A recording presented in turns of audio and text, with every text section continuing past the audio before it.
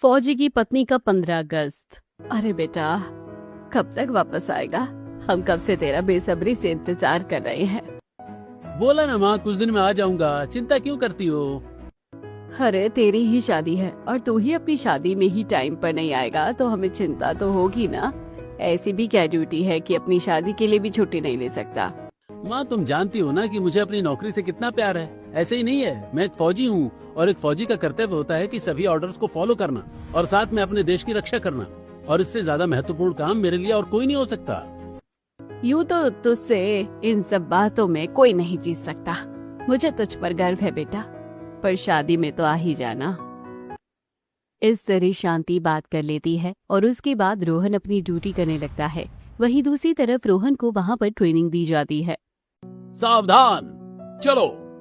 Training में उन्हें सबसे नीचे दीवार के अंदर से निकलना पड़ता है और कीचड़ होता है काफी। उसके बाद उन्हें दीवार और पहाड़ों पर भी चढ़ने की ट्रेनिंग दी जाती है। इस तरीके से वहाँ पर कड़ी ट्रेनिंग चलती है। और वहीं दूसरी तरफ रोहन के घर पर शादी की तैयारियां चल रही थी। अब शादी में बिल्कुल 2 ही दिन बचे थे। अरे शांति, तूने तो सारी तैयारियां कर दी है, लेकिन तेरा बेटा अभी तक नहीं आया है। तुझे तो पता ही है कि फौज की नौकरी कैसी होती है। एक फौजी के लिए हर चीज से ज्यादा जरूरी उसके लिए सबसे पहले उसका देश होता है। आ जाएगा। इस तरह वहाँ पर सभी लेडीज गीत और संगीत गाने लगती हैं और उसके बाद शांति अंदर आती है। क्या बात है भाग्यवान, जो इतनी परेशान लग रही हो? परेशान तो बस इसलिए हूँ कि अब तक रोहन घर वापस क्यों नहीं आया। सोच रही हूँ कि शादी तक भी आएगा या नहीं। अरे तुम्हें अपने फौजी बेटे पर यकीन नहीं? एक फौजी का वादा कभी झूठा नहीं होता। विश्वास रखो, वो आ जाएगा। इस तरह शादी की तैयारियां चलती हैं और शादी से 2 दिन पहले रोहन घर वापस आ जाता है, जिसे देखकर सबको बहुत खुशी होती है और शांति थोड़ा भावुक हो जाती है। मेरा बच्चा, कैसा है तू? कितने समय बाद देखा है तुझे। हाँ माँ, मैं बिल्कुल ठीक हूँ। तुम बताओ कैसी हो? निधि भी खुश होकर आती है और दौड़कर अपने भाई के गले लग जाती है। भाई, कैसे हो? मैं बिल्कुल ठीक हूँ। तू बता छुटकी। बस बढ़िया। अब जल्दी चलिए, मैं आपका फेशियल कर देती हूँ और आपको तैयार भी तो करना है। अरे रहने दे, तुझे पता है ना कि मुझे ये सब बिल्कुल भी पसंद नहीं है। और फिर मैं बिना फेशियल के भी तो अच्छा लग रहा हूँ ना। हाँ लग रहे हो, लेकिन आपकी शादी है तो आपको तो तैयार होना चाहिए। चलिए जल्दी। इस तरह धूमधाम से शादी की तैयारियां चलने लगती हैं और रोहन को भी घर आकर काफी अच्छा लगता है। और देखते ही देखते शादी का दिन नजदीक आ जाता है और सारे रस्मों रिवाजों के साथ शादी हो जाती है। शादी के बाद घर में बहू का धूमधाम से स्वागत करवाया जाता है। एक मूवी में देखा था कि फौजी शादी करते ही उसी दिन वापस चला गया था। कहीं यहाँ पर भी तो ऐसा नहीं होने वाला ना। रोहन प्रीति के पास आता है। आप कल कहाँ पर चलना पसंद करेंगी? कहाँ जाना है? मेरा मतलब है कि कल हम कहीं घूमने चलेंगे। जी, आपको जहाँ जैसा ठीक लगे हम वहीं चलेंगे। ठीक है, पहले आप फ्रेश हो जाइए, उसके बाद मैं भी फ्रेश हो जाऊंगा। उसके बाद प्रीति जाकर कपड़े बदल लेती है और उसके आने के बाद रोहन कपड़े बदलने चला जाता है। शुक्र है कि अभी ये कुछ दिन यहाँ पर है, वरना मैं तो सोच रही थी कि ये यहाँ नहीं रुकेंगे। उसके बाद रोहन और प्रीति सो जाते हैं और अगले दिन सुबह सबसे पहले प्रीति की पहली रसोई की रस्म होती है और वो सबके लिए आलू और छोले की सब्जी और साथ में गर्मा गर्म पूरी बनाती है और उसने आटे का हलवा भी बनाया था। बस सबको खाना पसंद आ जाए।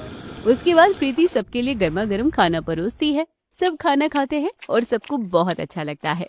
भाभी, आपने तो बहुत ही स्वादिष्ट खाना बनाया है। खाना खाकर तो सच में मजा आ गया। हाँ वाकई, खाना तो बहुत ही लाजवाब है। हाँ, हमारे घर में तो एकदम अन्नपूर्णा का प्रवेश हो गया है। खाना खाकर एकदम आत्मा तृप्त हो गई। बिल्कुल जी, इसी बात पर आप बहू को अच्छा खासा नेक दे दीजिए। रमेश एक लिफाफा निकालता है और प्रीति को देने लगता है। ये लो बेटा, तुम्हारा नेक। नहीं पापा जी। अरे बेटा रख लो, लेने से मना नहीं करते, ये तो बड़ों का आशीर्वाद होता है। और क्या भाभी, कभी भी आती लक्ष्मी को मना नहीं करना चाहिए। इस तरह सब प्रीति का बड़े प्यार से स्वागत करते हैं और प्रीति ने भी अपने हाथों से खाना बनाकर सबको खिलाया था, तो सबको बहुत अच्छा लगा था। रोहन प्रीति के साथ बाहर घूमने जाता है। दोनों एक मॉल में गए थे। वाह, ये मॉल तो सच में बहुत ही बड़ा और सुंदर है। हाँ बिल्कुल, चलो हम चलकर थोड़ी सी शॉपिंग कर लेते हैं। बताइए क्या खरीदना है आपके लिए? जी, मुझे तो किसी चीज की जरूरत नहीं है।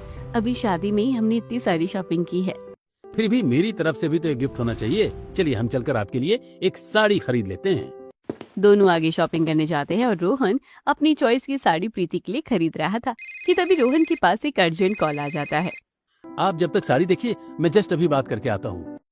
जी ठीक है। इतना कहकर रोहन बात करने के लिए साइड में चला जाता है। Yes sir. मैं जानता हूँ रोहन कि तुम अपनी शादी के लिए घर गए हो, लेकिन मुझे तुम्हें बताना होगा कि तुम्हें कल ही वापस लौटना होगा।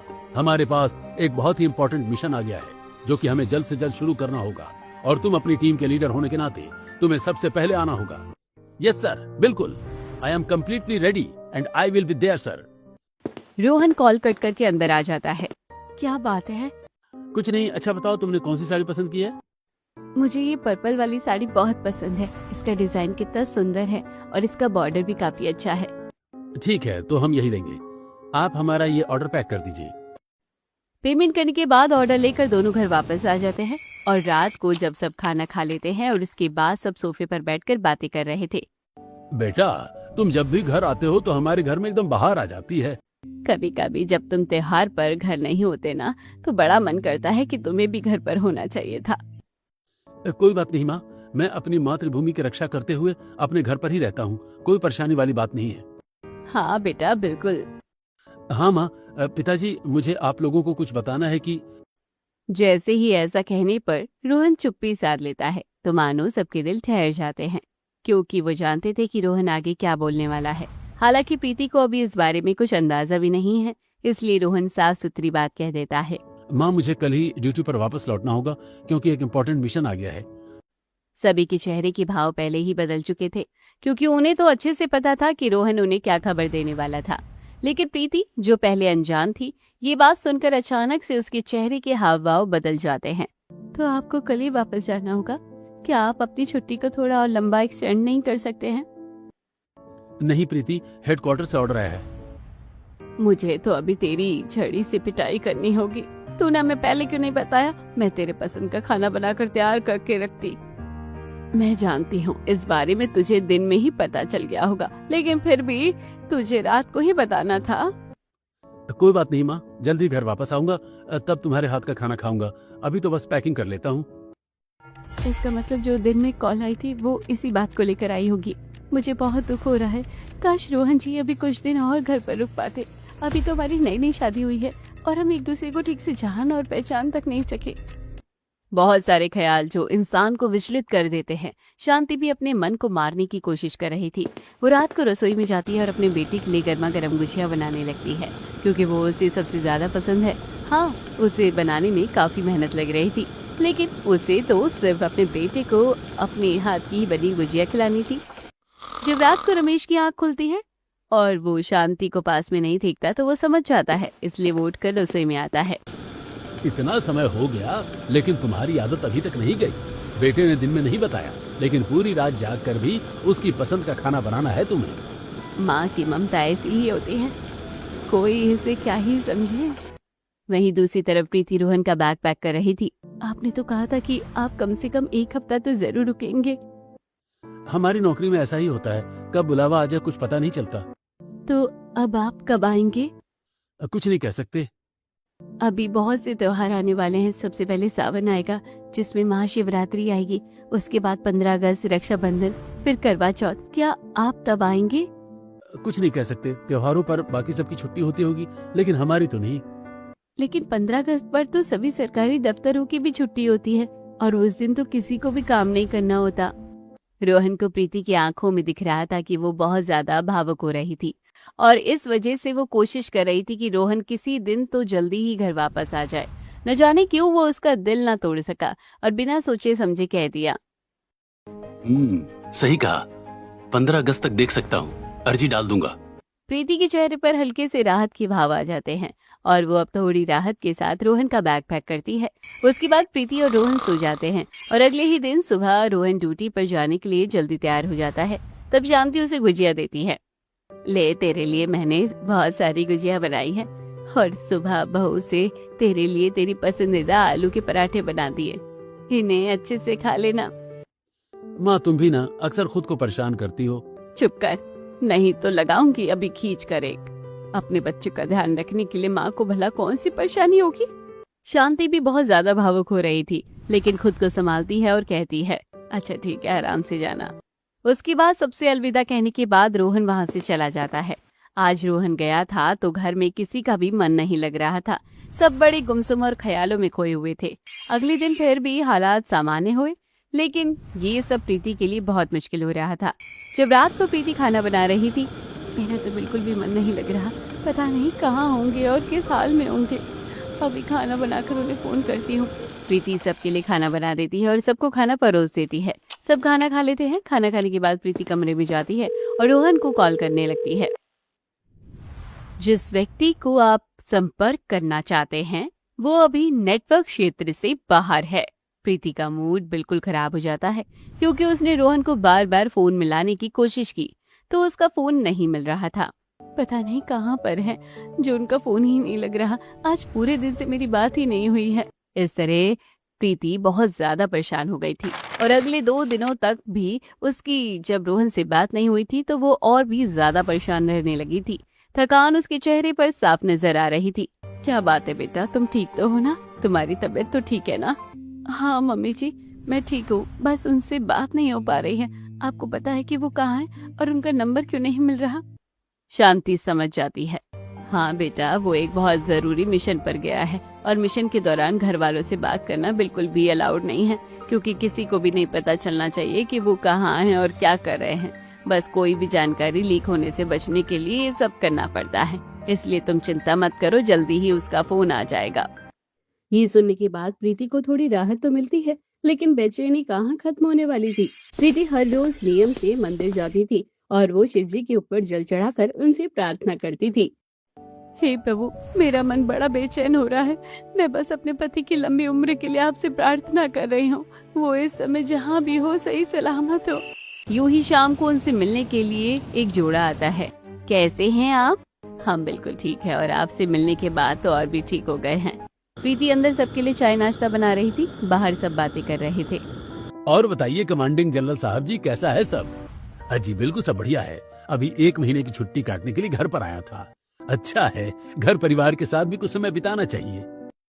जब आते हैं तो बड़ा अच्छा लगता है और वो हसीन पल कब बीत जाता है कुछ पता ही नहीं चलता। प्रीति वहाँ आ गई थी और वो ये सारी बातें सुन रही थी। उसके बाद प्रीति उन दोनों के पैर छूकर उन्हें प्रणाम करती है। हम तो आपकी बहू से ही मिलने आए थे। शादी के समय मुझे छुट्टी नहीं मिल सकी, इसलिए आ नहीं सका। कोई बात नहीं, हम अच्छे से समझते हैं। फिर वो थोड़ी देर वहाँ बैठ जाती है, लेकिन कुछ भी नहीं बोल रही थी। वो एकदम गुमसुम हो गई थी। उसके बाद वो सबसे बात करने के बाद वहाँ से चली जाती है। आप कहे तो एक बार मैं प्रीति से मिल लूं? हाँ हाँ बिल्कुल, ये भी कोई पूछने वाली बात है। सुनीता प्रीति के कमरे में जाती है और नॉक करती है। प्रीति सुनीता को अंदर आने देती है और उसके बाद सुनीता बैठकर उससे बातें करती है। लगता है कि तुम अपनी फौजी के ख्यालों में कुछ ज्यादा ही खो गई हो, इसलिए इतनी गुमसुम हो। ये बात सुनकर प्रीति हल्की सी भावुक हो जाती है और कहती है, दरअसल मुझे एक चिंता खाई जा रही है।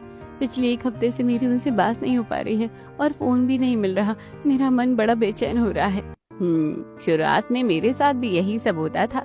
मैं भी बहुत परेशान रहती थी और बड़ी बेचैन हो जाती थी, लेकिन तुम चिंता मत करो, धीरे धीरे समय के साथ आदत पड़ जाएगी। ये सब उनकी नौकरी का हिस्सा है और हमें भी थोड़ा सा स्ट्रांग होना चाहिए। उसके बाद सुनीता प्रीति को हौसला देती है और अपने जीवन के कुछ किस्सों के बारे में प्रीति को बता रही थी।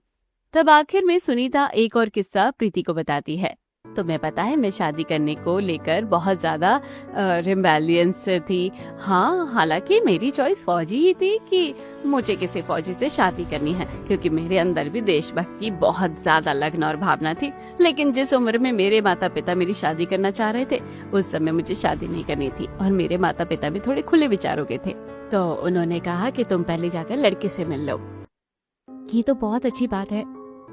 हाँ, और मैं एक ब्रिज पर खड़े होकर उनका इंतजार कर रही थी। तब ये मेरे सामने आए और एक लड़की का पीछा कर रहे थे। लड़की आगे भाग रही थी और इन्होंने उसका हाथ पकड़ा। मुझे लगा लड़की को छेड़ रहे हैं, इसलिए मैंने इनका डटकर सामना किया और बाद में पता चला कि ये सिर्फ उस लड़की को उसका पर्स लौटा रहे थे और उस लड़की को भी कुछ गलतफहमी हो गई थी। ये उनका पीछा कर रहे थे, इसलिए लड़की इनसे भाग रही थी। इस बात पर प्रीति खूब ठहाके लगाकर हंसने लगती है। ये तो सच में कमाल की बात हो गई। तुम सोच नहीं सकती कि इन्हें कितना ज्यादा एम्बैरेस्ड हुआ था और उनके गाल एकदम टमाटर की तरह लाल हो गए थे। थोड़ी देर बाद जब मैंने इन्हें मिलने के लिए कॉल किया तो पता चला कि ये तो वही लड़का है। फिर मुझे लगा कि हाँ, इनका दिल भी साफ है और ये फौजी भी है और हम दोनों की उस समय जोड़ी जम गई और हमने कुछ समय बाद शादी कर ली थी।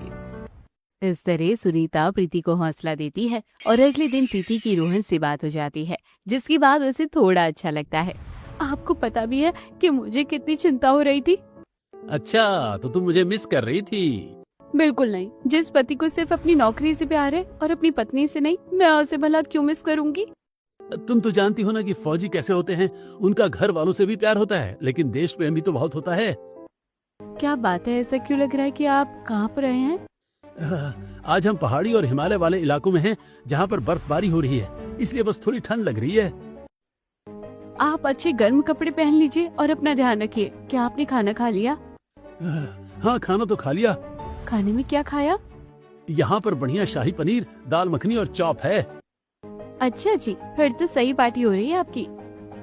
थोड़ी देर बाद बात करने के बाद रोहन कॉल कट कर देता है और वो बर्फबारी इलाके में अपने दोस्तों के साथ बैठा था। उसने ग्लव्स पहने थे और उसके हाथ में एक सूखी एकदम कड़क रोटी थी, जिसे खाने के लिए भी जिगरा चाहिए। अरे जल्दी से रोटी खत्म कर ले, फिर रोटी खाने का भी समय नहीं मिलेगा।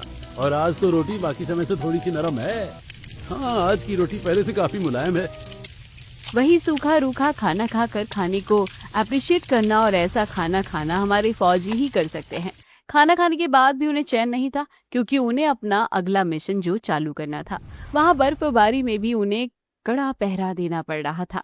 लेकिन सभी फौजी वहाँ पर अपनी ड्यूटी पर तैनात खड़े थे और बड़ी ईमानदारी से अपना काम कर रहे थे। जहाँ बाकी घरों में सभी लोग आराम से आराम फरमा रहे थे, वहीं दूसरी तरफ फौजी बॉर्डर पर हमारी रक्षा कर रहे थे। यूं ही दिन गुजरते हैं और कुछ दिन बाद प्रीति रोहन से बात करती है। आप 15 अगस्त के लिए आ रहे हैं ना? कैसे बताऊं, अर्जी खारिज हो गई है। बोलिए ना। हाँ, मैंने अर्जी दी है। रोहन प्रीति का दिल नहीं तोड़ना चाहता था, इसलिए उसने ऐसा कह दिया। और हालांकि अभी 15 अगस्त आने में 2-3 महीने बाकी थे, इसलिए रोहन पहले ही छुट्टी लेकर घर वापस आ जाता है। प्रीति मंदिर में पूजा करने गई थी। हे प्रभु, सावन का पवित्र माह शुरू हो गया है। मैं जानती हूँ कि फौजी नौकरी में छुट्टी मिलना आसान नहीं, लेकिन मेरे पति की एक लंबी आयु हो और दूसरा हो सके तो वो घर पर त्योहार मनाने इस बार जरूर आए। इस तरह प्रीति हर रोज अपने पति की लंबी उम्र के लिए मंदिर जाया करती थी। लेकिन आज जब वो मंदिर से घर लौटती है तो उसे एक अच्छा सरप्राइज मिलता है। सामने सोफे पर रोहन बैठा था और जिसे देखकर प्रीति फूले नहीं समाती। मुरझाए हुए चेहरे, हाँ, आप सबके मुरझाए हुए चेहरे देखकर मुझे लग रहा था कि सबको मेरी याद आ रही होगी, तो सोचा कि अरे सब कुछ। इस तरह सब लोग बहुत खुश हो गए थे और अब रोहन कुछ दिन घर पर टाइम स्पेंड करता है। पहले दिन तो प्रीति रोहन की पसंद का सारा खाना बनाती है। शांति और निधि रसोई में आती है। अरे बेटा, तुझे सुबह से देख रही हूँ कि तू सुबह से रसोई में लगी हुई है। आखिर ऐसा क्या कर रही है आज? मम्मी जी, सावन का महीना चल रहा है और इस महीने में हर कोई मीठे पूड़े, गुलगुले और घेवर खाता है, तो क्यों ना उनकी पसंद की भी चीजें बनाई जाए। आप भी मम्मी की तरह बहुत ज्यादा खुश और एक्साइटेड है और भैया की खूब खातिरदारी होने वाली है। लेकिन मुझे लगता है कि आपको भैया के साथ कुछ टाइम स्पेंड करना चाहिए। अगर आप ऐसे ही पूरा दिन रसोई में लगी रहोगी तो कब तक गुजर जाएगा पता भी नहीं चलेगा। ये बात सुनकर शांति को बड़ा बुरा लगता है, इसलिए शांति अगले ही दिन एक काम वाली रख लेती है। और जब प्रीति घर का काम करने लगती है, बेटा तुम्हें काम की चिंता करने की कोई जरूरत नहीं है। 1 हफ्ते के लिए सारा काम करने के लिए काम वाली रख ली है हमने। अब हम सब साथ मिलकर खूब एंजॉय करेंगे और तुम भी रोहन के साथ कुछ टाइम स्पेंड करो। इस तरह प्रीति रोहन के साथ बहुत एंजॉय करती है।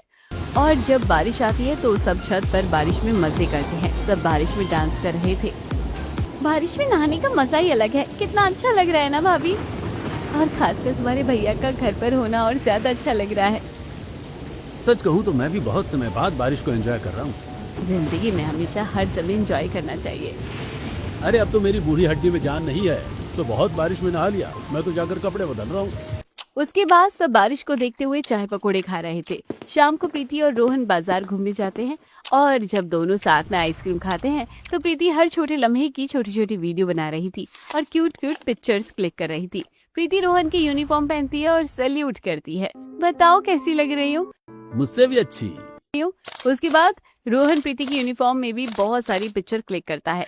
इस हफ्ते के दौरान वो बहुत ज्यादा खुश थी और एक हफ्ता खत्म होने के बाद रोहन को वापस अपने काम पर जाना पड़ता है और अब इस बार प्रीति थोड़ी उदास होती है। तो देखो, अगर इस तरह उदास होकर मुझे भेजोगी तो मुझे बिल्कुल अच्छा नहीं लगेगा और मैं ठीक से अपना काम नहीं कर पाऊंगा। मुझे नहीं पता कि खुश होकर कैसे भेजा जाता है, थोड़ा सा तो दिल दुखता है ना, लेकिन कोई बात नहीं, 15 अगस्त पर आप वापस आओगे ना। कुछ देर रोहन चुप्पी साध लेता है और अब प्रीति भी बिना कहे रोहन की बात समझ जाती है। ठीक है, समझ गई, कोई बात नहीं, आप अपना काम खत्म करिए और जल्दी से जल्दी हमारे पास छुट्टी लेकर फिर से आ जाना। बड़ी जल्दी तुम पर फौजी का रंग चढ़ गया है और कितनी समझदारी वाली बातें करने लगी हो अब। कहते हैं ना, संगत का असर तो होता ही है। देखिए, मैंने आपके लिए बढ़िया मीठा चूरमा भी पैक कर दिया है और सारा आपकी पसंद का खाना है और थोड़ा सा आम का अचार भी है। मैं अच्छे से जानती हूँ कुछ नहीं शाही पनीर मिलता है आपको हर रोज वहाँ। कभी कभी अचार के साथ भी रोटी खा लेना, हाजमा भी अच्छा रहेगा। ठीक है माय डियर वाइफ, आपका हुक्म सर आंखों पर है।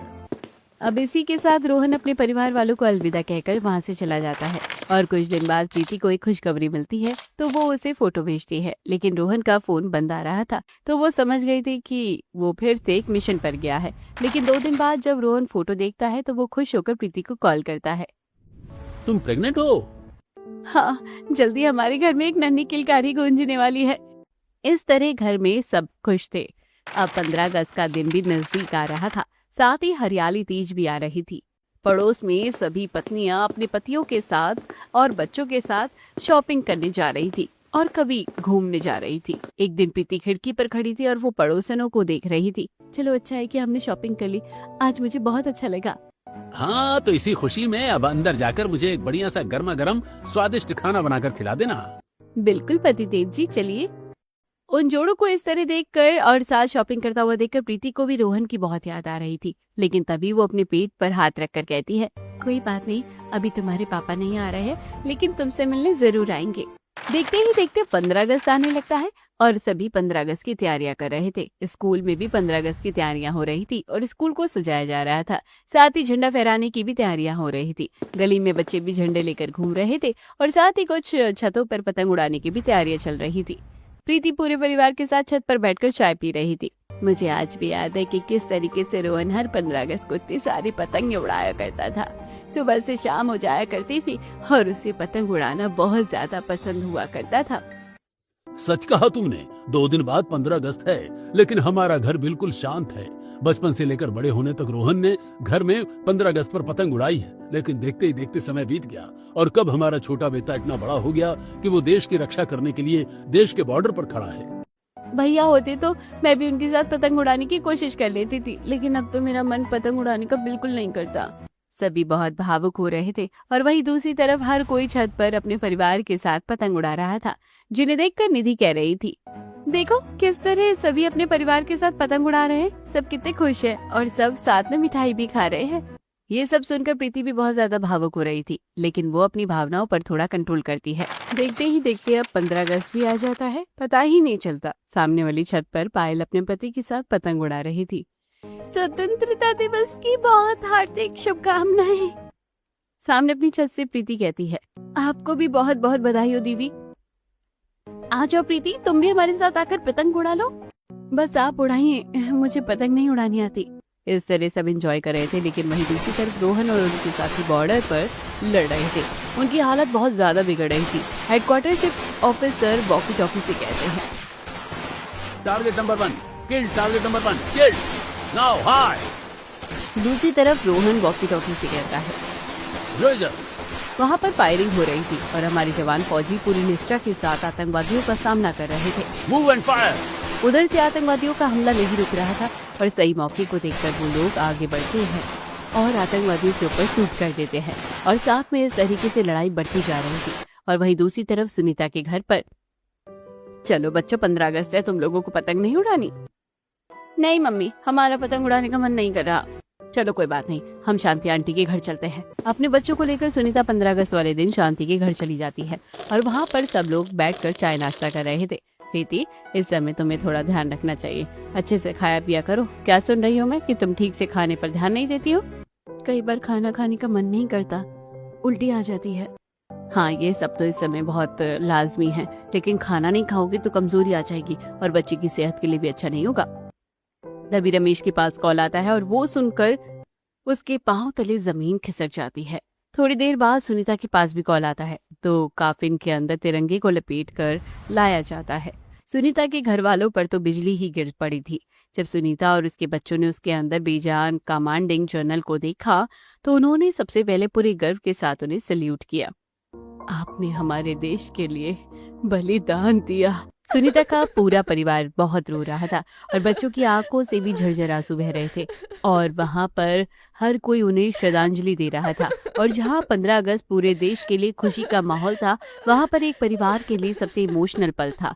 वहीं दूसरी तरफ प्रीति के घर के आगे भी यही माहौल था। सबकी आंखों से आंसू बह रहे थे और सिपाही उन्हें जब काफिन खोल कर दिखाता है तो उसमें रोहन नहीं था, सिर्फ उसकी खून से लथपथ वर्दी रखी थी।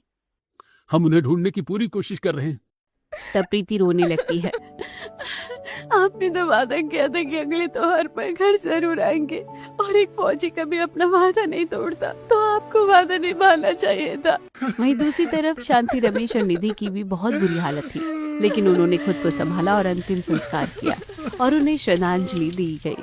कुछ समय बाद उन्हें राष्ट्रपति रोहन और कमांडिंग जनरल के परिवार को ब्रेवरी के अवार्ड से नवाजा गया। इस तरह दिन गुजर रहे थे और पूरे 5 साल बीत जाते हैं। 5 साल बाद फिर से 15 अगस्त आता है और अब प्रीति का बेटा 5 साल का भी हो गया था। अरे बेटा, तुम्हें ठीक से पतंग उड़ानी चाहिए, इस तरह तुम पतंग उड़ाना नहीं सीख पाओगे।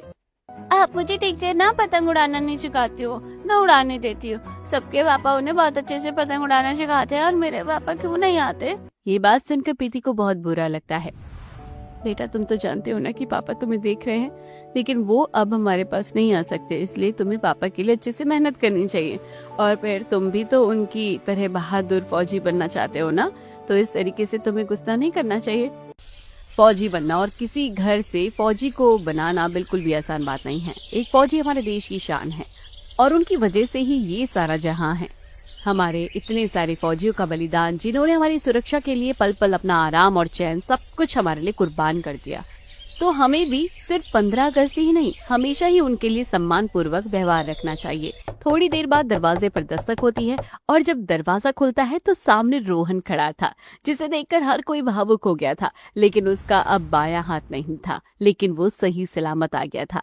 यही परिवार वालों के लिए सबसे बड़ी बात थी। बेटा, सच बता, ये कोई सपना तो नहीं है ना? क्या ये सच में हकीकत है? हाँ माँ, हकीकत है। मैं तो आतंकवादियों की चपेट में आने वाला था, इसलिए भेष बदलकर बड़ी मुश्किल से वहाँ से बचकर गया और उसके बाद एक इम्पोर्टेंट मिशन पर निकल गया और वो बहुत ही सीक्रेट और इम्पोर्टेंट मिशन था, इसलिए मैं ठीक होने के बाद किसी को कुछ नहीं बता सका। आपको पता भी है कि हम सब यहाँ पर कितना ज्यादा परेशान हो गए थे और आपके बिना एक एक पल बहुत भारी लग रहा था। पता भी है किस तरीके से 5 साल बिताए हैं और अब चिंटू आपको देख रहा है तो उसे कितनी खुशी है। इस तरह सभी बहुत ज्यादा भावुक हो जाते हैं और रोहन सबकी बात को समझ पा रहा था। हालांकि रोहन का अब एक हाथ नहीं था, इसलिए वो खुद को, क्या बात है, घर आने की खुशी नहीं हुई? ऐसा नहीं है, बस मेरा अब एक हाथ नहीं है तो अब मैं किसी काम का नहीं हूँ। खबरदार, जो ऐसा कहा तो आपने देश के लिए कितना बड़ा बलिदान दिया है, ऐसा हर कोई नहीं कर सकता। और दूसरी बात, अब मैं टीचर बन गई हूँ तो आपको इन सब चीजों की चिंता करने की कोई जरूरत नहीं है। ऊपर से चिंटू के साथ 5 साल का समय आप बिता नहीं सके तो उसे पूरा कीजिए। उसे एक पिता की जरूरत थी तो अब वो कमी पूरी हो जाएगी और उसे भी आपकी तरह फौजी बनना है, तो उसके लिए भी तो उसे हमें तैयार करना है। फिर तो अच्छी बात है, मैं उसे अभी से ही ट्रेनिंग दूंगा, तब जाकर वो कभी एक अच्छा फौजी बन सकेगा। मैं उसे तैयार करूंगा। इस तरह एक फौजी की पत्नी के कई साल 15 अगस्त यूं ही बीत जाते थे, लेकिन पहली बार 15 अगस्त पर उसका फौजी पति घर आया था। लेकिन एक बलिदान देने के बाद